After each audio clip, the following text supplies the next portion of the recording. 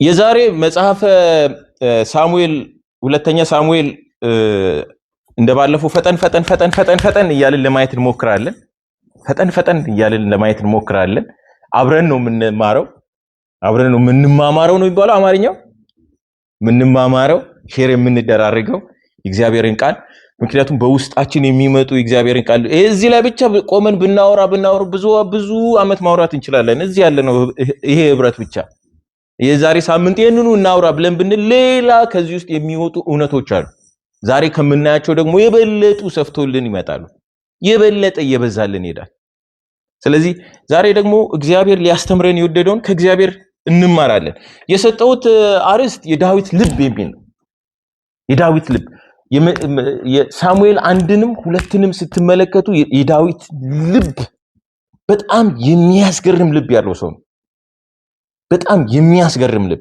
ከሳኦል ልዩ የሚያደርገው የዳዊት የልቡ ፖዚሽን፣ ልቡን ያስቀመጠበት፣ ልቡን ያሳረፈበት፣ ህይወቱን ፊክስ ያደረገበት፣ አይኑን ፊክስ ያደረገበት፣ አይኑን የተከለበት፣ ያተኮረበት የዳዊት ልብ፣ ያንን ነው የምንመለከተው። ዳዊት በጣም የሚገርሙ በጣም ብዙ ውጣ ውረዶችን ያለፈ ሰው ነው፣ ግን አንድ ስታንዳርድን የያዘ የኖረ ሰው ነው። ፍጻሜውም ደግሞ ያ የሰላም የደስታ ሰው ነው። ለዚህ ነው ባለፈው ዳዊት የሰላም ሰው ነው። ላይክ ኢን ፕራክቲስ የሰላም ሰው ነው ስላችሁ ሁለተኛ ሳሙኤልን ስታነቡት you will see a lot of ጦርነት፣ ግጭት፣ ቢትራያል፣ ይሄ መከዳት ምናምን ነው የምናገኘው ብዙ ውስጡ። ግን ultimately ዳዊት was a man of peace ultimately በዚህ ውስጥ አልፎ ነው መዝሙርን የጻፈው። መዝሙር መጽሐፍ ላይ ያሉ የዳዊት መዝሙሮች የምናገኛቸው እነዛ በዚህ ውስጥ አልፎ የጻፋቸው ናቸው። እና አንደኛ በጣም የሚገርመኝ የዳዊት ልብ በጣም የተገለጠበት ቦታ አይደል ምዕራፍ 1 ቁጥር 11 እስከ 12 ያለውን ስናይ ምንድነው የሚለው? ዳዊትና ከእርሱ ጋር የነበሩ ሰዎች ሁሉ ልብሳቸውን ቀደዱ። ምን ሲሆን? ሳኦል መሞቱን ሲሰማ ሳኦልና ዮናታን መሞታቸውን ሲሰማ ዳዊትና ከእርሱ ጋር የነበሩ ሰዎች ሁሉ ልብሳቸውን ይዘው ቀደዱ። በሰይፍም ወድቀዋልና ለሳኦልና ለልጁ ለዮናታን ለእግዚአብሔርም ሕዝብ ለእስራኤል ወገን እንባ እያፈሰሱ አለቀሱ፣ እስከ ማታም ድረስ ጾሙ። this is a heart። ይሄንን ነው የምንፈልገው። ይሄ ሰውዬ ላይክ ሳኦል ስንት ጊዜ ነው ሊገለው የሞከረው? ጦር ስንት ጊዜ ነው የወረወረበት? ይሄኔ ያልተጻፈልን ጥቃቅን ሙከራዎች ስንት ነው ይሆን? ኢን ጀነራል ሳኦል ዳዊትን ላይክ እግር በእግር እየተከታተለ ሊገለው የሚፈልግ የኔ ስልጣን ሊወስድ ነው የሚል ላይክ እንደሰው ሳኦል ለዳዊት ምኑ ነው? ጠላቱ ነው አይደል? ጠላቱ። በቃ በዳዊት ላይ ያለው ራእይ እንዳይፈጸም ቦልድሊ የሚንቀሳቀስ ጠላቱ ነው። ቦልድሊ በቃ ራእይ አይፈጸምም፣ እግዚአብሔር የተናገረ ቦታ አትደርስም የሚል አደገኛ ከፊቱ የቆመ ጠላቱ ነው። ግን ዳዊት የመረጠው ፖዚሽን ይሄ ነው። የሳኦልን ሞት ሲሰማ የመረጠው ፖዚሽን ይሄ ነው። ላይክ ይሄ ሰውዬ ውስጡ በጣም ገር ነው፣ ቸር ነው፣ የፍቅር ሰው ሪሊ በጣም የሚገርም ልብ ይዞ የሚንቀሳቀስ ነው።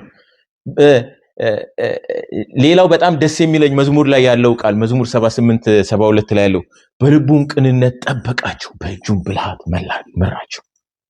ላይክ እንደዚህ አይነት ልብ እንዲኖረን እግዚአብሔር ይርዳን።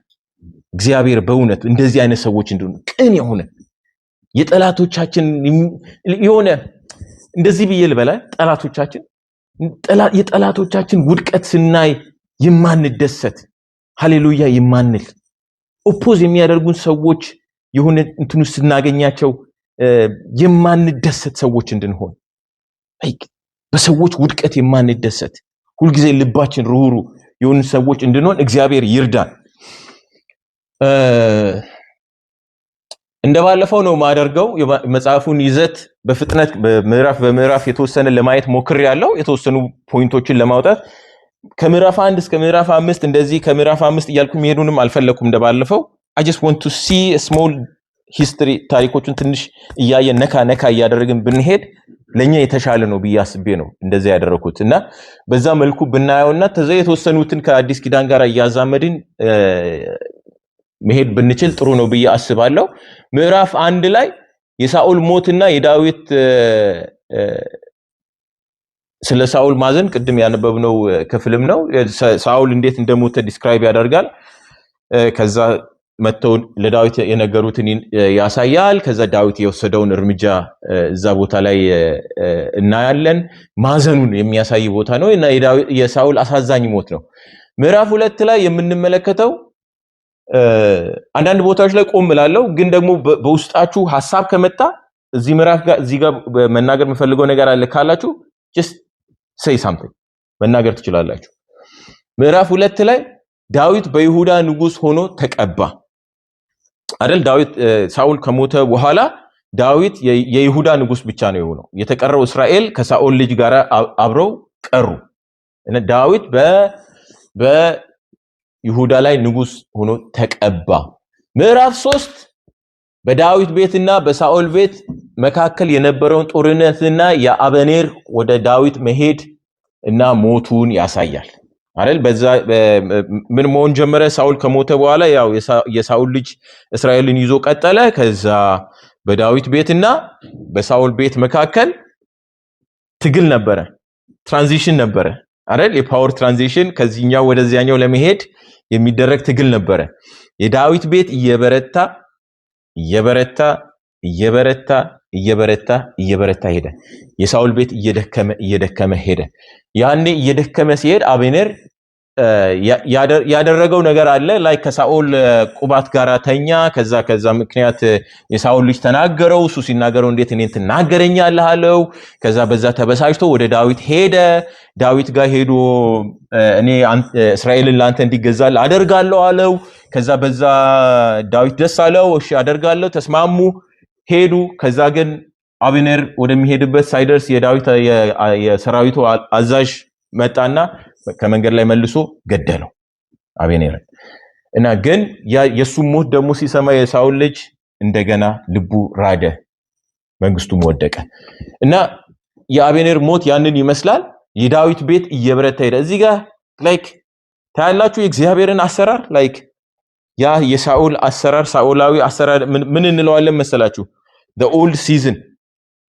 አይደል the old season ያለፈ ሲዝን በአዲሱ ሲዝን ሲተካ it was slow የሆነ ታይም የወሰደ ትራንዚሽን ነበረ it was not like jump ብሎ የሆነ ነገር አልነበረ ያንን የሳኦልን አሰራር በዳዊት አሰራር እስራኤል ስትተካ it was የፓወር ሽፍቱ slow ነበረ it takes time ይሄ ሰማያዊ አሰራር ነው ይሄ በቃ እንደዚህ ስለሆነ እንደዚህ ነው የሚሆነው ብለን የምናውጀው ነገር አይደለም በጊዜው የሆነው ነገር ነው so it's a typology like እንደዚህም ሲዝን ይቀየራል ለሚለው ምልክት ነው የሚሆንልን ምዕራፍ 4 ላይ የሳኦል ልጅ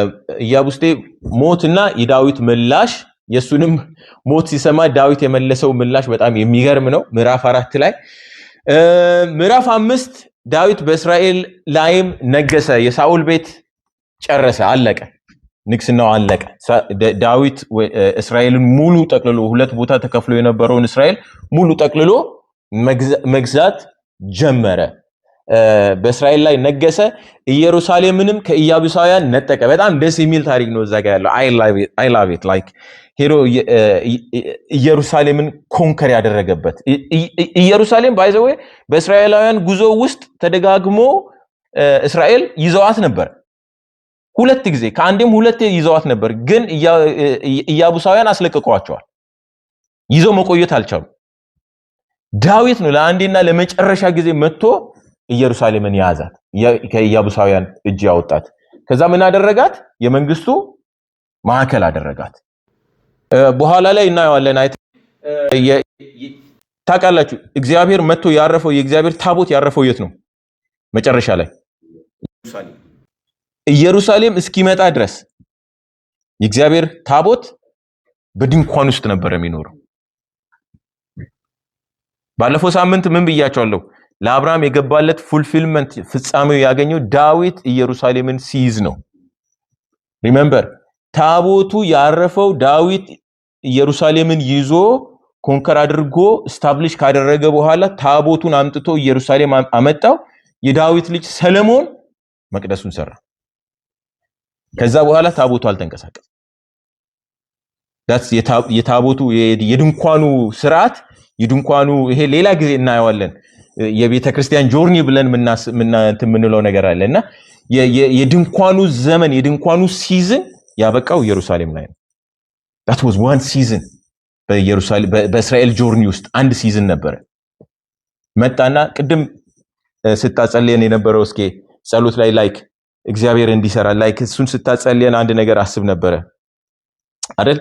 ቤት ለመሆን የምንሰራ ነን እኛ ለክርስቶስ ቤት ለመሆን የምንሰራ ነን እና ሁሉ ጊዜ እንደምሳሌ የምንወስደው የመቅደሱን አሰራር በጣም ብዙ ሚስጥር የያዘ ነው። የመቅደሱ አሰራር ስትመለከቱት መቅደሱን ሲሰሩ ምን አልተጠቀሙ? ከድንጋይ ውጪ ማጣበቂያ የለም። ማጣበቂያ አልተጠቀሙ። ሲሚንቶ የለም፣ ጭቃ የለም፣ ምን የለም። ድንጋይ በድንጋይ ላይ ብቻ ነው ተደራርቦ የተሰራው መቅደሱ። ድንጋይ በድንጋይ በጣም ብዙ ሚስጥር የያዘ ነው መቅደሱ። ድንጋይ በድንጋይ ላይ ብቻ እንዲሆን ምን መሆን አለበት? ድንጋዮቹ አንዱ ላይ በትክክል መቼስ ኖርዌይ ነው የምትኖሩት፣ እቺን በደንብ ታውቃላችሁ ሁላችንም። ኖርዌይ ያው ድንጋይ በድንጋይ ላይ ምናምን በደንብ የሚታወቅ ህዝብ ነውና ድንጋይ በድንጋይ ላይ እየተቀመጠ ነው መቅደሱ የተሰራው ያለ ማጣበቂያ። እንግዲህ አስቡት ያንን ስትራክቸር ያለ ማጣበቂያ ድንጋይ በድንጋይ ላይ ምን አይነት እንዴት ፕሪሳይስ መሆን እንዳለበት እና ያንን ለማድረግ ድንጋዩ በቆሬ ይጠረብ ነበር። ተጠርቦ ነው የመጣው። ዝም ብሎ ድንጋይ ተገኘ ተብሎ አይከመርም። አረ ቅድም እግዚአብሔር ወይ ግረዘን ብለን ስንል ነበር ወደ ቆሬ ወሰደን ይያለው። ወደ ቆሬ እንሄድና ምን እንደደረጋለን ይስተካከልና እዚህኛው ቦታ ላይ ይሄኛው ድንጋይ የተጠረበው እዛ ቦታ እንዲሆን በጣም ደስ የሚለኝ ነገር ምን አለ መሰላችሁ? በድንጋይ ተሰራ። ከዛ በኋላ መቅደሱ ቆመ። እነዛ ድንጋዮች ከዛ በኋላ ማን ነው መጥቶ መቅደሱን ያፈረሰው? መጥተው አፈረሱት አይደል? መጥተው መቅደሱን አፈረሱት። ከዛ ነህምያ ሲመጡ ነህምያ ቀጥሮ ነው የሰራው። እዝራ ቤተ መቅደሱን ነው የሰራው። ሄዱና አጥኑት የእዝራ መጽሐፍ ላይ አዲስ ድንጋይ አልተጠቀመም። እዝራ የተጠቀመው ያንኑ ድንጋይ የፈረሰውን ድንጋይ ነው አንስቶ እንደገና ያቆመው። አዲስ ድንጋይ አልተጠቀመም። ለምን? ድንጋይ ነው። that's one of the quality ቢጣልም ዝም ብሎ እንደ ሲሚንቶ ምናምን ፍርክስክስ አይደለም። ወስዶ መልሶ እሱኑ ድንጋይ ነው በሱ ድንጋይ ነው ያንን መቅደስ እንደገና ይሰራው እና it's like ሌላ ጊዜ በሰፊው የምናየው በጣም ብዙ በውስጡ ሚስጥር የያዘ የእግዚአብሔር መንግስት አሰራር ምልክት ነው።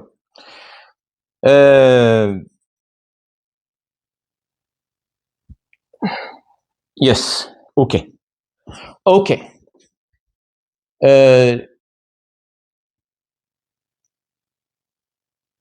ምዕራፍ 6 የእግዚአብሔር ታቦት ወደ ኢየሩሳሌም መምጣት፣ የይሁዳ ስብራት፣ የአቢዳራ ቤት መባረክ፣ የሚልኮል ዳዊትን ናቀችው። እዚህ ጋር የምትሉት ነገር አለ? የይሁዳ ስብራት ስታስቡ ምን ታስባላችሁ? ምን እናስባለን? የይሁዳን ስብራት ስናስብ ይሁዳ ዳዊት ታቦቱን ይዞ ሲመጣ በበሬዎች ላይ በአዲስ ጋሪ ላይ አድርጎ ከዛ ይዞት ወደ ኢየሩሳሌም የዘመሩ ሲመጡ ከዛ በሬዎቹ ሲንገጫገጭ ምንድነው በኖርዌይኛ ቮግን ነው የምንለው በጋሪው ሲንገጫገጭ ይሁዳ ወደቀ ብሎ ታቦቱን ደገፍ ሲያደርግ ተሰበረ። ዳዊት ደነገጠ። ይሄ እንዴት ሊሆን ይችላል? ስለዚህ ኖ ይሄ ነገር የሆነ ያልገባኝ ነገር አለ። something is not right ከዚህ በላይ አልፎ መሄድ የለበትም አለና ወስዶ የአቢዳራ ቤት አስገባው። ኡዛ ለምን ተሰበረ? ኡዛ ከም የመጀመሪያው ስህተት የዳዊት ስህተት አረ ታቦቱ በምንድን ነው መሄድ ያለበት? በሌዋውያን ትከሻ ላይ። ሌዋውያን ሰዎች ብቻ ሳይሆኑት ሌዋውያን መሆን አለባቸው። ታቦቱ ማንም መንካት አይችልም። በእግዚአብሔር በዘሌዋውያን ላይ የተሰጠ ለሙሴ የተሰጠ ህግ አለ። ታቦቱ ከቦታ ቦታ እንዴት እንደሚንቀሳቀስ ህግ አለ። በዘፈቀደ ብድግ አድርጎ መሄድ አይቻልም።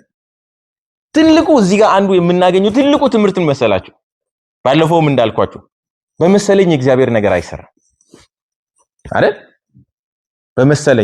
መሰለኝና ደሳለኝ እነሱ አይሰሩም። በእግዚአብሔር መንግስት ውስጥ መሰለኝና ደሳለኝ አይሰሩም። በጣም ከባድ ነው። እነሱ ቸርች ውስጥ ከስም ውጪ ሌላ ነገር ምንም ጥቅም የላቸው። መሰለኝና ደሳለኝ በእግዚአብሔር መንግስት ውስጥ ለስምነት እንጠቀማቸዋለን፣ ከዛ ውጪ ግን አንጠቀም። ይሄ ነው ኡዛን የገደለው ይሄ ነው። ምክንያቱም ዳዊት አስቡት፣ አዲስ ነው ባሪዎቹ በቃ ኢትስ ላይክ በዚህ ዘመን በቃ አለ የተባለው ትራንስፖርት አውሮፕላንን በለው አሪፍ መኪናን በለው whatever የሆነ ብቻ ነገር አለ የተባለው መንግስት ፕሮቫይድ ማድረግ የሚችለውን አደረገ። በሰውኛ that was the highest respect። በጣም ደስ የሚል ነገር ነው። በእግዚአብሔርስ አይን ሲታይ ዴዝ ያመጣ ጉዳይ ነው። ሞት ነበር። እግዚአብሔርን ንቀት ነበር። ለቃሉ አለመታዘዝ ነበር። ዳዊት ለቃሉ አልታዘዝም እግዚአብሔርን አልሰማም ብሎ ነው ያንን ያደረገው? አይደለም። ላለመታዘዝ ፈልጎ በአመፀኝነት ያደረገው ጉዳይ አይደለም። ዳዊት አላነበበውም፣ አላየውም፣ ያንን ክፍል አላስተዋለውም። ስላላስተዋለው የመሰለውን ይዞ ሄደ።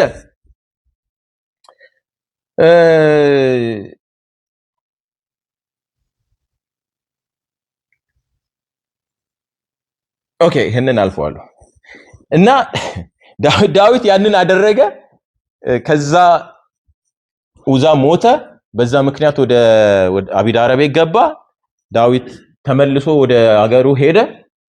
ከዛ እንደገና ሰማ የአቢዳራ ቤት እንደተባረከ። መልካም፣ አሁን ግን አድራሻ አለው። ዳዊት በቃ አቢዳራ ቤት ተባረከ ምናምን ብሎ በቅናት የተነሳ ይመስለናል። አይደለም። የዳዊት ልብ መልካም ነው፣ ቅን ነው እያለን እዚህ ጋር መጥቶ በቅናት ስለተባረከ በቃ ኧረ እንዴት ይባረካል? አይደለም። አድራሻ አለው። እንኳን ባረከ፣ ግን አሁን አድራሻ የሚሄድበት ጊዜው ሲደርስ ምንድን ያደረገው?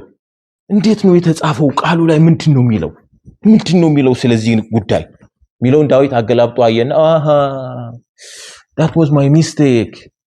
አሁን ተመልሶ ሲመጣ የመጣው በመሰለኝና በደሳለኝ አይደል። አሁን እንደ ቃሉ ነው የመጣው። ከአቢዳራ ቤት ወስደው ወደ ኢየሩሳሌም ሲገቡ ያደረጉት ነገር በጣም ደስ የሚል፣ በየስንት እርምጃው መስዋዕትን እያቀረቡ ነበር ይዘውት የገቡት ታቦቱ። ያን ያደረጉት ሁሉ በመጽሐፍ ተጽፏል። እንዴት ማድረግ እንዳለባቸው ያንን ነው ተከትለው ያደረጉት።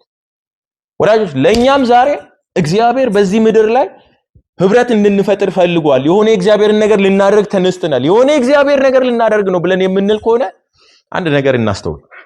ከእግዚአብሔር ቃል አንድች ፍንክች ካልን ከህይወት ይልቅ ሞትን የምናመጣ ነው የምንሆነው።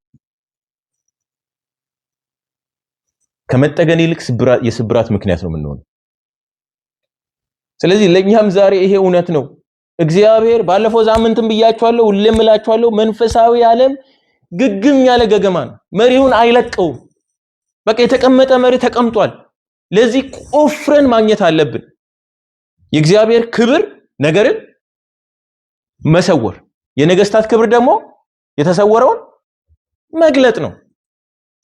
የኛ ክብር ያ ነው። ያንን የተሰወረውን ነገር መግለጥ ነው። ላይክ ፈልገን የእግዚአብሔርን ነገር እንዴት ነው እግዚአብሔር እንድናደርግ የሚፈልገው? ሰዎች እንዴት ይፈልጋሉ? በጣም ብዙ ቦታዎች ላይ ብዙ ህብረቶች፣ በጥሩ መንፈስ የተነሱ ህብረቶች የተበከሉበት አንዱ ቫይረስ የሰዎችን ፍላጎት ለማርካት ተነሱ።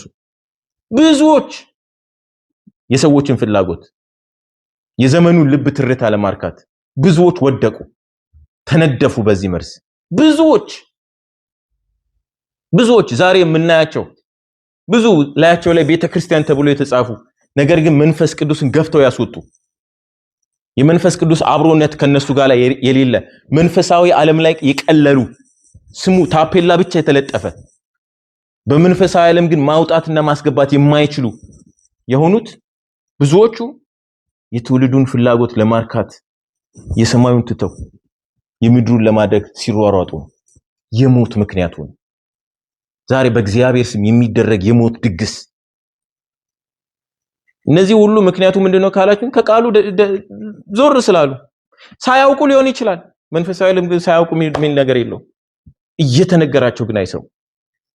ወደ እግዚአብሔር እንመለስ፣ በእግዚአብሔር እውነት እንቁም፣ ከእግዚአብሔር ጋር እንጓዝ። አይሰሙ፣ እሺ አይፈልጉት። ትውልዱ በጣም ያመጸበት ጉዳይ ትልቅ ያመጸበት ጉዳይ ይሄ ነው ብዬ አስባለሁ።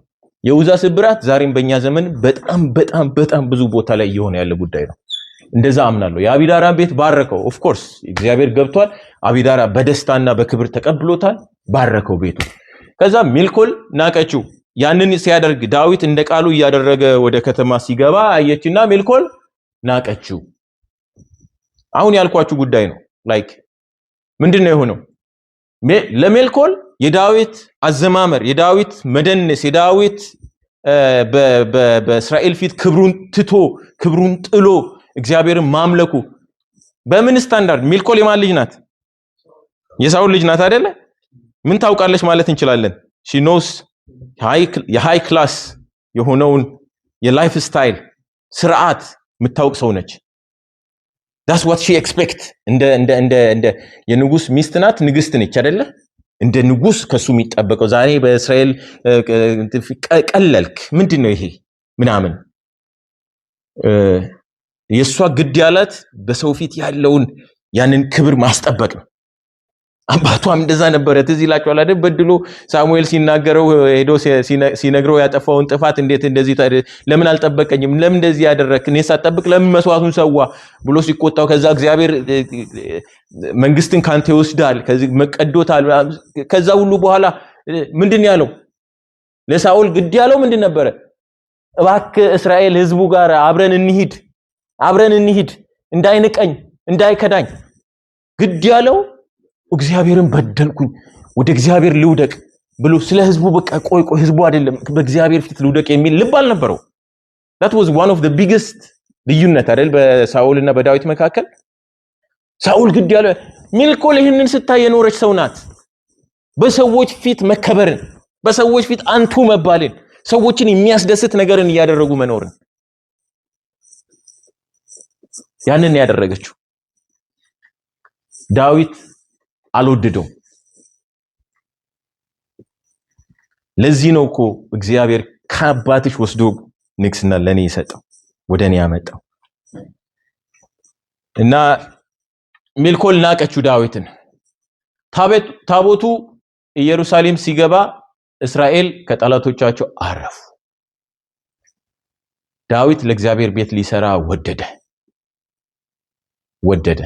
በዙሪያቸው ከነበሩ ጠላቶች በብዛት አርፈዋል። ታቦቱ ከገባ ኢየሩሳሌም ሲደርስ ብድግ ያለ እስራኤልን እንደ ሳኦል ጊዜና ከዛ በፊት እንደነበሩት የሚወጋ የሚገዳደር አልነበረም። የረፍት ጊዜ ነው የመጣላቸው። ዳዊት ለእግዚአብሔር ቤት ሊሰራ ወደደ። እግዚአብሔር ግን ነገርየውን አዞረና ምን አለው? ቤቱን ባረከው፣ እሱን ባረከው። አንተ ለኔ ልትሰራ አስባል፣ እኔ ቤትን ባርካለሁ፣ አንተን ባርካለሁ። ገለበጠው እግዚአብሔር እና እግዚአብሔር ዳዊትን ባረከው። ምዕራፍ 8 ላይ የዳዊት የድል ጊዜ ነው። በጣም ብዙ የድል ታሪኮችን እዛ ጋር እናገኛለን። በጣም ደስ የሚል ምዕራፍ 9 ዳዊት ለሳኦል ዮናታን ጋራ የገባውን ቃል አስታወሰ። የመንፈስ ታሪክ ተዘነል አስታወሰ። ደስ አይልም ዳዊት ልብ ወገኖች? ደስ አይልም? የገባውን ቃል የማይረሳ ታማኝ ታማኝ ሰው ትዝ ሲለው ከዮናታን ጋር የገባው ይሄን ቁጭ ብሎ በንግስናው ጊዜ ቁጭ ብሎ ስለ ሳኦል አስቡ ወይ ጉድ ስለ ዮናታን ትዝ ሲለው ዮናታን በጣም የምወደው ብዙ ቃል ግን ከሱ የተረፈ ሰው ለምን ይሄንን የተስፋ ቃል ይሄንን የገባነውን ኮቨናንት ፕሮሚስ ዱ ቸርነት የማደርግለት እዚህ ጋር በጣም የሚገርመኝ መንፌቦስቴ ወደ ዳዊት ሲመጣ ኖርማሊ በሰውኛ አሰራር አንድ ንጉስ ወደ ንግስና ሲመጣ ከሱ በፊት የነበሩ ነገስታት ምንድነው ያደርጋው ድሮም አሁንም ኦልሞስት ያው ነው ማለት ይቻላል ምንድነው የሚሆነው ብዙ ጊዜ የቀድሞውን ያጠፋው ምንም እንዳይታይ ነው የሚያደርገው በተለይ በነገስታት ዘመን ዘራቸውን ነው የሚያጠፉት አይደል እንዳይቀናቀኑና የነሱ ዘር እንዲቀጥል ስለሚፈልጉ ተቀናቃኝ የሆነውን ሁሉ ያጠፉታል እና መንፌቦስቴ ወደ ዳዊት ሲመጣ የነበረው ፍርሃት ምንድነው የሳኦል ልጅ ስለሆንኩኝ እኔንም የቀረውት እኔ ነኝ ለስልጣኑ አደጋ መፈጥረው እኔ ነኝ ስለዚህ ሊያጠፋኝ ነው የሚል ነው የመንፌቦስቴ ፍርሃት ሲመጣ ውስጡ የሚኖረው ፍርሃት that's normal ፍርሃት ሲመጣ ግን ምንድነው የጠበቀው ክብር ለዮናታን የገባው ቃል አለ ለአባቴ የገባው ቃል አለ I want to keep that ግልብጥብጥን ያደረገው እና like ይሄ ሰውዬ ሞኝ ነው አያውቅም ምንድነው የሚሰራው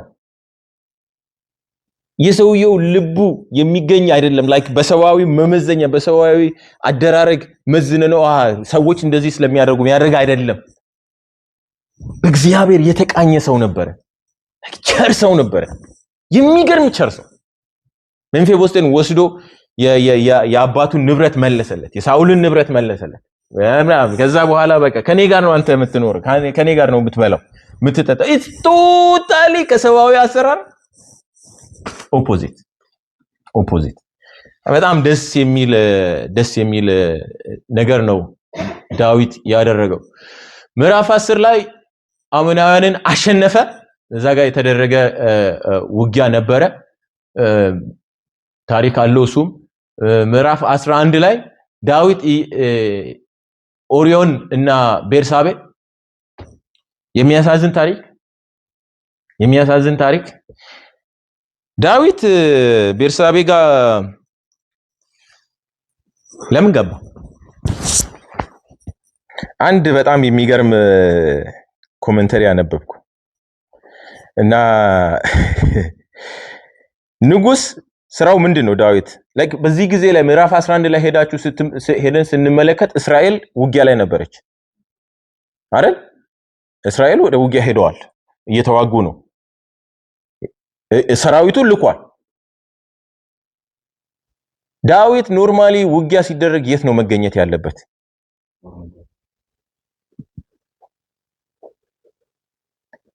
አሁን ትንሽ አረፍ ብሏል ሰራዊቱ ተደራጅቷል ስልጣኑ ተረጋግቷል ምናምን ስለዚህ አሁን ሂዱ እንዳንተ ተዋጉ ሂዱ አሁን እንደ ድሮ እንትን የምልበት ጊዜ አይደለም አንዳንድ ቤተክርስቲያን ውስጥም ያሉ ሰዎች አንዳንዴ እንደዚህ ሆኖ አያሉ like አሁን በቃ we are settled we are good we are እንደዚህ ሆነናል ስለዚህ እኔ በቃ pull back ከቅዱሳን ጋር ያለኝን ሪሌሽንሺፕ በጣም ብዙ አጋጥሟቸዋል like ብዙ አስተማሪዎች ብዙ ከአብረው ወንድሞች የነበሩ በጣም ብዙ አሁን ትልልቅ ሰዎች ምናምን ሲነሱ ወንድም ሆነው ይነሱና ከተወሰነ ጊዜ በኋላ ልክ ህብረታቸው ሲደራጅ ነገሮች መልክ ሲይዙ ምናምን ምን ይሆናሉ they pull back ማንንም እንደፈለጉ ማግኘት አይቻልም አንዳንዶቹማ ያየናቸው ነው አይደለ like በሴክሬታሪ ምናምን ነው የምታገኙአቸው ከቅዱሳን ጋር ህብረታቸው ምን ይላል ከሰው ጋር የነበራቸውን ፖዚሽን ይለቁና በቃ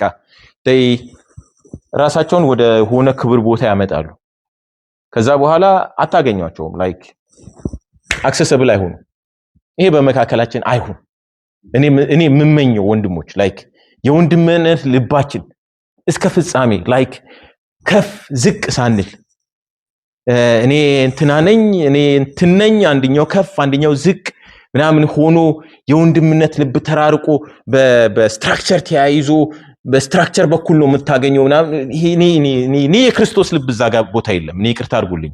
እኔ በጣም ነው የምጸየፈው። እኔ ይቅርታ አድርጉልኝ። እኔ አይመቸኝም።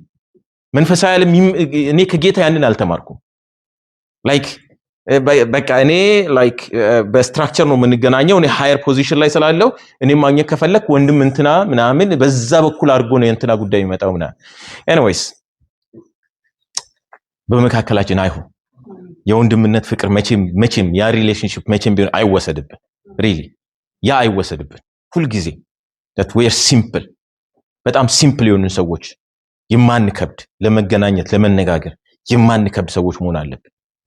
ያን ካላደረግ መንፈስ ቅዱስ አብሮ ሊሆን አይችልም። he can't አብሮ ሊሰራ አይችልም። አንድ መንፈስ ቅዱስ ማንንም እጁን አይጠመዝዘው።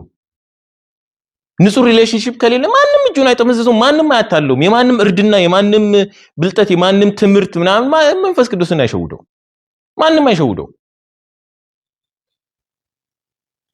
በቤተ ክርስቲያን ታሪክ አንድ ነገር ሆነ ካነበባችሁ ስለ ካቴድራሎች ታሪክ የሚያቅሰዋል። እነዚህ ካቴድራሎች እዚህ እኛም ጋር የሚታዩ ትልልቅ ቸርቾች ግድግድ ለምን እንደዛ እንደተሰሩ የሚያውቅ ሰው አለ? ታሪካዊ አመጣጣቸው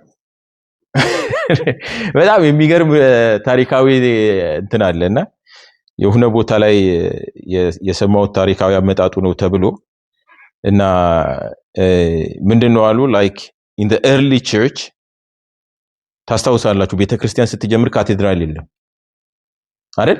ካቴድራል የለም፣ እንደዚህ ቸርች ትልልቅ ህንጻ የለም፣ መሰደድ ነው፣ በየቤቱ ነው ምናምን። ሐዋርያት ሥራ ላይ እንደውም ላይኛው ሩም እንደኛ አሁን እንደምናደርገው እኛም ላይኛው ሩም እንደዛ ምናምን እየሆኑ ነበረ። የሚቀጥለው ትውልድ መጣ። ገና ቤተክርስቲያን ፖፑላር አይደለችም፣ ስደት ውስጥ ናት እያለ ትውልድ እየተላለፈ እግዚአብሔር ነገር ሄደ፣ እያደገ እየበዛ ሄደ። በጊዜ ውስጥ ምንድነው የሆነው? ሁሉ ጊዜ ኤክስፓንሽንን ማኔጅ ማድረግ ከባድ ነው አይደል? ብዙዎች ፌል የሚያደርጉት ኤክስፓንሽን ላይ ነው። ነገሮች ሲበዙ ሁሉ ጊዜ ማኔጅ ማድረግ በጣም ከባድ ነው እና ቤተክርስቲያን ኤክስፓንድ ስታደርግ ሰዋዊ አሰራር እየተቀላቀለ እየደበዘዘ ያ ሐዋርያት ሥራ ላይ የነበረው ብርሃን፣ ፌሎሺፕ፣ ትሩዝ፣ ላቭ እየደበዘዘ ለመንፈስ ቅዱስ የማይመች ቦታ ላይ ደረሰች ቤተክርስቲያን፣ እየተበረዘ ከጣዖት አምልኮ ጋር ምናምን። ስለዚህ መንፈስ ቅዱስ አብሯቸው አልነበረም። ከተወሰነ ጊዜ በኋላ ስርዓቶች ነበሩ፣